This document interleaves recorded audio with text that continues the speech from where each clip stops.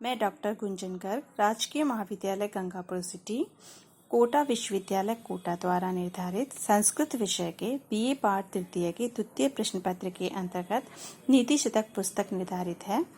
उसके 65 श्लोक हम पूर्व की कक्षा में पढ़ चुके हैं। आज हम 66वां श्लोक पढ़ने जा रहे हैं। संपत्सु महताम चित्तम भवत्युत्पल कोमलम आपस्सु च महाशैलशिला संघात कर्कशम। संपत्सु संपत्तियों में महताम चित्तम महापुरुषों का चरित्र हृदय भवती हो जाता है उत्पल कोमलम कमल के समान कोमल। आपस्सु च और विपत्ति आने पर महाशैल शिला विशालकाय पर्वत की शिलाओं के समूह के समान कर्कशम कठोर हो जाता है। प्रस्तुत श्लोकों में महापुरुषों के चरित्र की विशेषता को बताया गया है कि संपत्ति होने पर, समृद्धि होने पर महापुरुषों का चरित्र कमल के समान कोमल हो जाता है और विपत्ति आने पर विशाल पहाड़ जो है, पर्वत जो है, उनकी चट्टानों के समूह के समान कठोर हो जाता है। तो तात्पर्य यही है कि जब समृद्धि आती है तो महापुरुष सरल हो जाते हैं और विपत्ति आती है तो वो चट्टान के समान कठोर हो जाते हैं, जिससे वो सारी ही विपत्ति को सहन कर लेते हैं। यहाँ अनुष्टुप छंद का प्रयोग किया गया है। भवती प्लस उत्पल कोमलम, यहाँ यड़ संधि है। अगला श्लोक। संतप्त अयसि संस्थितस्य पयसो नामपि न ज्ञायते मुक्ताकारयतया तदेव नलिनीपत्र स्थितं राजते स्वात्यं सागर शुक्ति मध्य पतितं तन्मौक्तिकं जायते प्रायेण अधम मध्यम उत्तम गुणाः संसर्गात् जायते। प्रस्तुत श्लोक में संगति की महिमा को कवि बता रहा है। संतप्ताय अयसि, तपे हुए लोहे पर, संस्थितस्य स्थित, पयसः जल की बूंद का, नामपि नाम भी ना ज्ञायते नहीं जाना जाता। तपे हुए लोहे पर यदि जल की बूंद पड़ती है तो वो तुरंत गायब हो जाती है, उसका नाम भी पता नहीं चलता। मुक्ताकारतया, मोती के आकार रूप से, तदेव वही, नलिनी पत्र स्थितम, कमल के पत्ते पर स्थित होकर के राजते सुशोभित होती है। वही जल की बूंद यदि कमल के पत्ते पर स्थित होती है तो मोती के आकार के रूप में वो सुशोभित होती है। हमें पता है कि प्रातःकाल पत्तों पर पानी की जो बूंदें हैं, वो ओस की जो बूंदें हैं, वो मोती के आकार में सुशोभित होती है। स्वात्यम सागर शुक्ति मध्य पतितम, स्वाति नक्षत्र में सागर की सीपी के मध्य गिरी हुई वही जल की बूंद मौक्तिकम जायते, मोती हो जाती है। प्रायीण, प्राय, अधम, मध्यम, उत्तम जनों के गुण हैं वो संसर्ग से ही, संगति से ही प्राप्त होते हैं। एक ही जल की बूंद है, लेकिन अगर वो लोहे पे पड़ती है तो गायब हो जाती है, वही कमल के पत्ते पर है तो मोती के समान सुशोभित होती है, और वही स्वाति नक्षत्र में यदि समुद्र में सीपी के अंदर पड़ गई तो मोती बन जाती है। तो संसर्ग की महिमा, संगति की महिमा को बताया गया है। एक बार पुनः कि तपे हुए लोहे पर स्थित जल की बूंद का नाम भी पता नहीं चलता, वही कमल के पत्ते पर स्थित होकर के मोती के आकार से सुशोभित होती है। स्वाति नक्षत्र में सागर की सीपी के अंदर गिरी हुई वही मोती हो जाती है। तो प्राय अधम मध्यम उत्तम जो गुण हैं वो संगति से ही प्राप्त होते हैं। प्रस्तुत श्लोक में शार्दुल विक्रीडितम छंद का प्रयोग किया गया है। संतप्त प्लस अयसि दीर्घ संधि है। संस्थिता में सम उपसर्ग स्था धातु से ता प्रत्यय हुआ है। पतितम पत धातु से ता प्रत्यय है। प्रायेण अधम, यहाँ दीर्घ संधि है। मध्यम उत्तम गुणः, यहाँ गुण संधि का प्रयोग किया गया है। अगला श्लोक। यह प्रीणयेत सुचरित ही पितरम सा पुत्रो यद भर्तुरेव हितमिच्छति तत्कलत्रम तन्मित्रम आपदि सुखे च समकिर्यम यद एतत् त्रियम जगति पुण्यकृतो लवन्ते। प्रस्तुत श्लोक में एक अच्छा पुत्र, अच्छी पत्नी और अच्छे मित्र की क्या विशेषताएं होती हैं उन्हें बता रहे हैं। कवि कह रहा है, यह प्रीणयेत सुचरित ही पुत्रम स पुत्रो, जो अपने पुण्यों से पिता को प्रेम करता है वह पुत्र है। जो पुण्यों से मतलब अच्छे आचरणों से अपने पिता को प्रेम करता है, प्रसन्न रखता है, जो अपने अच्छे आचरणों से, सदाचारों से अपने पिता को प्रसन्न रखता है वही पुत्र है। जो यद भर्तुरेव हितम इच्छति तत् कलत्रम, जो अपने पति का ही हितम इच्छति, हित को चाहती है, जो पति के ही हित को चाहती है, तत् कलत्रम वही स्त्री है। तन मित्रम, और वह मित्र है जो आपत्ति में, विपत्ति में, सुखेचा और सुख में समक्रियम समान रूप से कार्य करता है, समान व्यवहार रखता है। यत जो एतत् त्रयम, यह तीनों जगति संसार में पुण्यकृतो लवन्ते, बड़े ही पुण्य से प्राप्त होते हैं। कि जो अपने पवित्र आचरणों के द्वारा, उत्तम आचरणों के द्वारा पिता को प्रसन्न करता है, वास्तव में वही पुत्र है। जो अपने पति का ही हित चाहती है वही स्त्री है, और जो सुख और दुख में समान व्यवहार करता है वही मित्र है। और संसार में ये तीनों पुण्य करने वालों को ही प्राप्त होते हैं।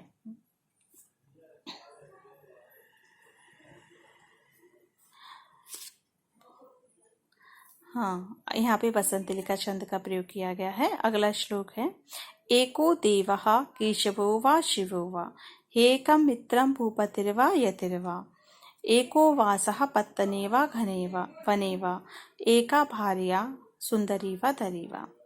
कवि कह रहा है कि एकत्ववाद को प्रतिपादित करते हुए यहाँ कह रहा है, इस श्लोक में एकत्ववाद का प्रतिपादन कवि कर रहा है। एको देवा, एक ही देव होना चाहिए, केशव हो, शिव यानी विष्णु हो, कृष्ण हो या शिव हो, मतलब व्यक्तियों को एक ही भगवान की आराधना करनी चाहिए, या कृष्ण की करें या शिव की करें। एकम मित्रम, एक ही मित्र होना चाहिए। भूपतिर्वा यतिर्वा, चाहे वो राजा हो या वो कोई सन्यासी हो। एको वासः, एक जगह ही निवास करना चाहिए। पत्तनेवा वनेवा, या तो महल में निवास करे या वन में निवास करे।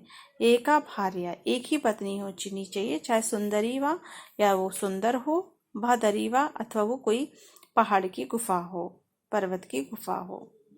एक ही देव होना चाहिए, इष्ट देव संसार में एक ही होना चाहिए, वो चाहे भगवान विष्णु हो या शंकर हो। एक ही मित्र होना चाहिए, राजा हो या सन्यासी हो। एक ही स्थान पर निश्चित रूप से निवास करना चाहिए, महल में हो या वन में हो। एक ही पत्नी होनी चाहिए, चाहे वो सुंदर स्त्री हो अथवा किसी वन की कंदरा। एकत्ववाद के बारे में यहाँ बताया गया है। शालिनी छंद का यहाँ प्रयोग किया गया है। अनुप्रास अलंकार की छटा हम बार बार यहाँ देख सकते हैं। हे एकम, ही प्लस एकम, यण संधि का प्रयोग किया गया है। अगला श्लोक है हमारा, नम्रत्वेन उन्नमन्तः, परगुण कथनहि स्वान गुणान ख्यापयन्तः, स्पर्धान स्वार्थान संपादयन्तो, वितत पृथुतर आरंभ यत्नः परार्थे, क्षान्तेव आक्षेप रुक्ष अक्षर मुखर मुखरान, दुर्जनानान दूषयन्तः, सन्तः साश्चर्यचर्या जगति बहुमतः कस्य न अभ्यर्चनीयः। नम्रत्वेन उन्नमन्तः, विनम्रता के द्वारा उन्नति को करता हुआ। परगुणगत नहीं, दूसरों के गुणों के कथन से, स्वान गुणान खापयन्तः, अपने गुणों को प्रकाशित करता हुआ। स्वार्थान संपादयन्तु, अपने स्वार्थ को संपादित करता हुआ। वितत पृथुतर आरंभ यत्नः, विस्तृत विशाल किए गए विशाल आरंभ किया है प्रयास पूर्वक, परार्थे परार्थ में, मतलब दूसरे के हित में विस्तृत रूप से, विशाल रूप से, विस्तृत रूप से, पूर्ण तरह से प्रयास करते हुए अपने स्वार्थ को सिद्ध करता हुआ। शांतेव, क्षमा के द्वारा ही। आक्षेप रुक्ष अक्षर मुखर मुखरान, दूसरों के दोषों के कथन से जो कठोर मुख वाले दुर्जनान दुष्ट पुरुषों को दूषित करते हुए, मतलब जो दूसरों की निंदा करने में लगे रहते हैं, ऐसे दुष्ट पुरुषों को क्षमा के द्वारा, उनको क्षमा करने के द्वारा उनको दूषित करते हुए। संतः, संतजन, साश्चर्यचर्या, आश्चर्यचकित करने वाले, जगती संसार में बहुमता, प्रिय, बहुत सम्मानीय, कस्य किसके, न अभ्यर्चनीय, अब पूजनीय नहीं होते, ऐसे संत किसके पूजनीय नहीं होते। नम्रत्वेन उन्नमन्तः, जो विनम्रता के द्वारा उन्नति को प्राप्त कर रहे हैं। परगुण कथनहि स्वान गुणान ख्यापयन्तः, दूसरों के गुणों को कह करके अपने गुणों को प्रकाशित कर रहे हैं। परार्थे सतत परार्थे विदित प्रत्युत्तर आरंभ यत्नः, मतलब दूसरों के कार्य को सिद्ध करने वाले प्रयास करते हुए, सिद्ध करने के लिए प्रयास करते हुए, स्वार्थान संपादयन्ता, अपने स्वार्थ को भी सिद्ध कर रहे हैं।